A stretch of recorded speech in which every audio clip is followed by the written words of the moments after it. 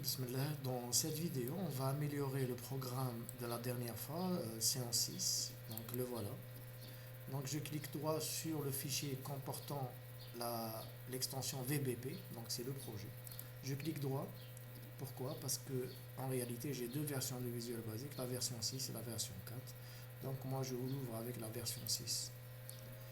Bien, si vous vous rappelez, le voilà. Donc le programme comporte un timer, deux zones de texte, un contrôle MS Flex Grid, tableau, et le contrôle graphique et deux boutons pour l'arrêt et le démarrage du timer.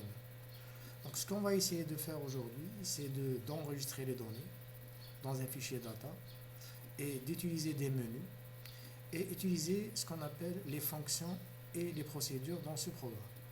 Donc on va commencer par les fonctions et procédures. Donc je clique sur le timer et j'essaie d'étudier sur le programme. Donc le programme, qu'est-ce qu'il fait? Il génère un compteur i. Donc ici, vous avez l'attribution des x et y aux valeurs données par les zones de texte. Ici, c'est le contrôle tableau. Donc ici, il insère x, y et i dans le tableau. Et ici, c'est le code relatif au tracé graphique. Donc un programme dans le timer, il faut le condenser au maximum. Alors ce que je vais faire, c'est le code relatif au tableau, je vais le couper. Regardez, je vais le couper. Je vais l'enlever d'ici. Et je vais créer ici une procédure ou bien une fonction. Regardez, je vais à Tool, Add procédure. Je vais choisir fonction ou bien sub, c'est pas un problème. Et je vais écrire ici, par exemple, tableau. Voilà, le nom de la procédure s'appelle tableau. Donc la portée c'est public, hein, donc elle est publique. Je dis OK et regardez ce qu'il fait ici. Il met public sub, donc c'est une procédure publique qui concerne le tableau. Alors le tableau, quelles sont les variables dans le tableau? C'est les x et les y. Je vais coller mon code ici de tout à l'heure, je vais le coller ici. Donc le tableau, donc le voilà, donc j'ai recopié le code ici dans la nouvelle procédure qui a une portée publique. Bien.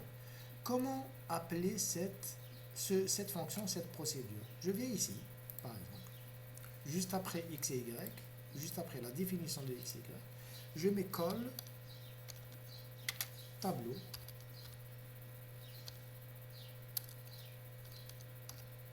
et regardez ici l'argument x et y. Donc ce qu'il fait, il fait maintenant l'instruction call, donc il appelle la procédure qui permet d'insérer x, y dans le tableau. Voilà, donc il va faire appel, ça va faire appel à cette procédure publique. On va faire un essai, regardez. Ok, donc rien ne change, vous voyez que le tableau, les données sont bien tracées, le tableau est bien rempli. Bon, j'arrête. Je fais de même, si vous n'avez pas bien compris, je vais faire de même pour le contrôle graphique. Donc je coupe ces instructions, je les coupe. Et je vais maintenant aller à Tool, Add procédure. La même chose, je vais l'appeler tracé. Voilà. Donc elle a une portée publique. Je mets OK. J'ai ici tracé, donc qu'est-ce qu'on trace? X et Y. Je colle ici le code que j'ai coupé tout à l'heure relatif au graphe. Et je fais faire appeler dans le timer, ici je viens dans la procédure relative au timer, j'appelle ma procédure. Donc call tracé x et y. Voilà. Donc ici j'exécute pour faire un essai et vous voyez que ça ne change rien. En réalité, j'essaie d'écrire le minimum de lignes dans le control timer. Pourquoi? Pour bien réviser mon programme, pour pouvoir détecter les erreurs et surtout pour l'alléger. Donc j'ai deux procédures maintenant, la procédure relative au tableau et la procédure relative au tracé graphique. Regardez bien, juste pour bien comprendre. Ici par exemple, si j'appelle, je peux changer les variables. Ici, par exemple, je mets A. Ici, c'est B. Il suffit de mettre ici A et B. On n'est pas obligé de respecter X et Y. Alors, regardez, ça va marcher. Donc voilà, ça marche. Bien. Donc, on a vu maintenant la procédure et la fonction. Je vais vous montrer comment appeler une fonction d'une autre façon. Donc, je vais enregistrer mon programme et je vais juste ici, dans la feuille, mettre un petit calcul. Regardez, je vais placer un bouton qui ne sert à rien, par exemple, dans ce programme, hein, mais c'est juste pour vous montrer une autre façon d'utiliser les fonctions et les procédures. Donc, un bouton et une zone témoin pour nous donner le calcul. Bien. Alors ici, dans ce bouton, je vais créer une autre fonction. Alors regardez ici, je vais mettre tool, procédure. Ici, je vais mettre fonction, donc fonction, et je vais l'appeler par exemple calculer. Alors calculer, ok. Donc j'ai ici la procédure, la fonction, ici c'est une fonction, c'est pas une procédure qui m'a aidé, donc c'est une fonction. Qu'est-ce qu'elle fait? Donc la fonction, je vais écrire les arguments, c'est X et Y, ou bien A et B, c'est comme vous voulez. Procédure ici. Et je vais écrire, par exemple, fonction, bien calculer, calculer, calculer, c'est égal à quoi? C'est égal à X plus Y. Par exemple, la fonction addition. Je peux mettre ce que je veux ici, par exemple 2x plus y, c'est comme je veux, d'accord? Par exemple 2x plus y. Bien, maintenant je vais aller à mon bouton ici de calcul et je vais lui dire quoi? Donc texte 3.text, donc pour bien comprendre, texte 3 c'est celui-là. Donc texte 3.text égale à quoi? Égale calculer par exemple 1 et 2. Alors c'est quoi 1 et 2? Donc qu'est-ce qu'il va faire 1 et 2? Donc il va multiplier les x par 2 et y, il va l'ajouter au résultat. Donc qu'est-ce qu'il fait? 2 fois 1, donc ici je vais essayer de réduire un petit peu. Donc calculer 1, 2, donc ce sera 2 fois 1 plus 2. Donc je remets ici, c'est 2 fois 1 plus 2. Bien. On va voir si ça marche. Alors, 2 fois 1 plus 2, c'est 4. J'aurais pu, pour simplifier, j'aurais pu mettre l'addition, carrément l'addition. Et ici, calculer. C'est 3, directement. Donc, il y a deux manières. Donc, il y a ce qu'on appelle la fonction et il y a ce qu'on appelle la procédure. Voilà, donc ça, c'est un exemple de fonction de procédure. Donc, c'est des choses qui peuvent être utiles. Donc j'efface ça parce que ça ne concerne pas notre programme. Donc j'efface, je vois le code ici et j'efface le code avant et puis j'efface l'objet. Bien, on a vu les fonctions et procédures.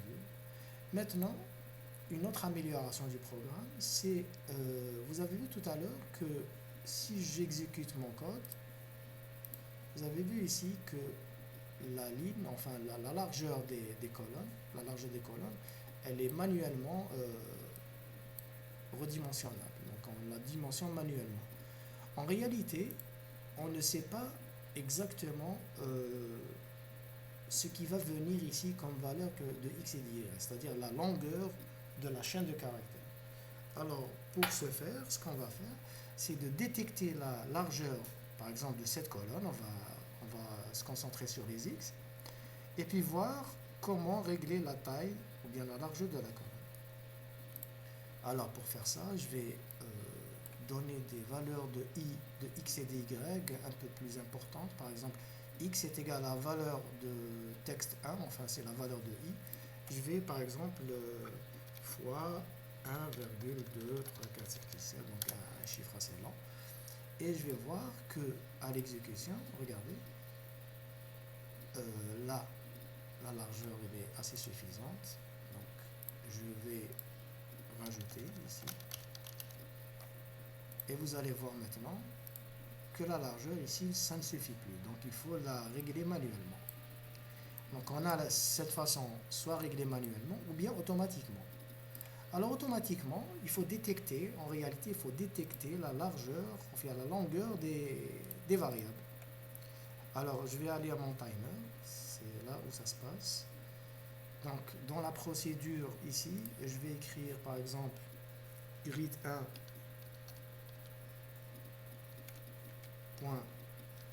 call width, donc sa largeur.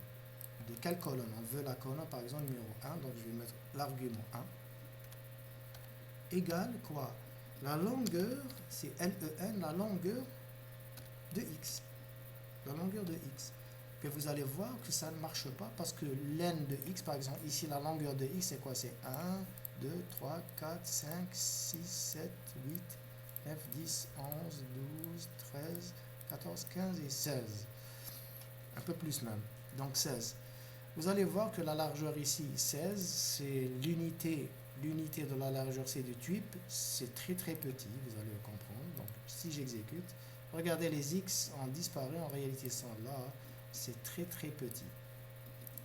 Donc ici je vais multiplier par 120, c'est en général l'unité, et vous voyez maintenant que la largeur est automatiquement réglable en fonction de la valeur des x. Donc 120, j'aurais pu mettre ici par exemple 100, ça aurait suffi je crois. Voilà. Donc elle est automatiquement réglable. Bien, donc ça c'est juste pour découvrir la fonction len qui nous donne par exemple ici la longueur de la chaîne de caractères, des x.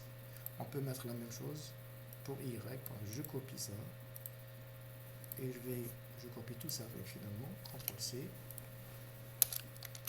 et la colonne y c'est l'indice c'est 2. Voilà.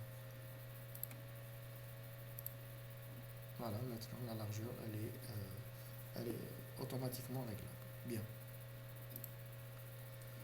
Maintenant on va passer à l'enregistrement des données. Donc l'enregistrement des données, on va placer un contrôle, ce qu'on appelle Microsoft Command Dialog. Donc je clique droit ici, composant, donc Microsoft Command Dialog. Voilà, le voilà. Donc je coche ici, appliquer, et j'ai le Command Dialog qui est là. Donc je vais l'insérer dans ma feuille. Et on a dit, pour enregistrer les données, ce qu'il faut faire, c'est aller ici. Donc la procédure c'est quoi? Donc j'ouvre un fichier, je clique ici, je vais l'appeler. Donc Ranena. Donc le bouton de commande, le premier c'est là. Donc je vais écrire command dialog 1.action égale à 2. Donc ça ouvre la fenêtre prédéfinie enregistrée sous. Après command dialog 1.filename open command dialog 1.filename for output tout ça as DS1. Donc